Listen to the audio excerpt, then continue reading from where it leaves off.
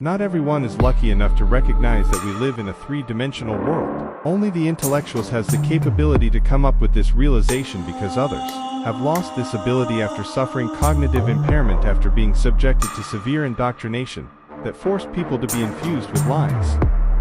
It is no longer a question as to who's saying that or who is lying, but rather dependent on people's ability to find the right reason that would help them open the door that would lead them to enter the real world.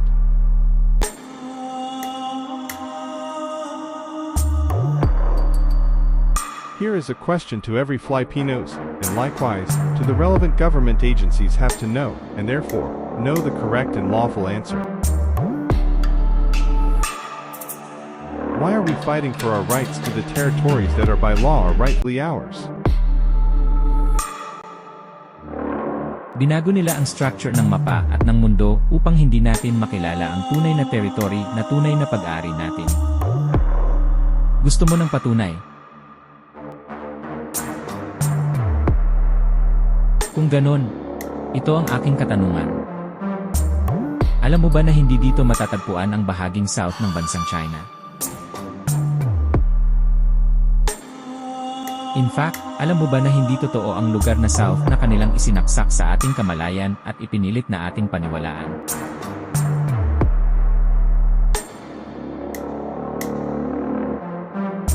Hindi ito ang totoong mundo na ating ginagalawan at base sa actual human experience, natural behavior, natural environment, and voice, reason, madali mapatunayan na klase ng mundong ito ay pawang kasinungalingan.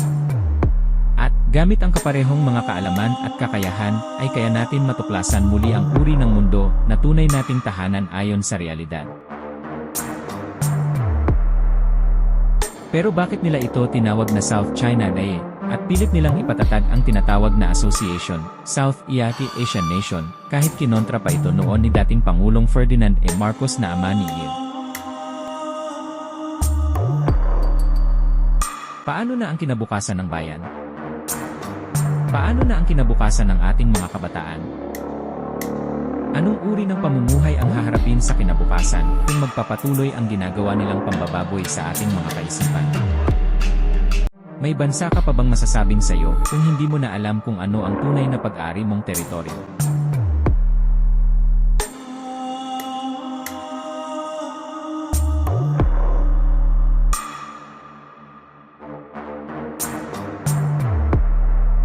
Ang panghahamak at pang-aapi ay magpapatuloy hanggang hindi nila magawang maangkin ang ating mga kalupaan. Anong uri ng pamumuhay ang haharapin ng ating lahi kung itong ginagawang kademonyohan sa ating kaisipan ay patuloy nating isasawalang bahala? Kabagis, kailan ka gigising?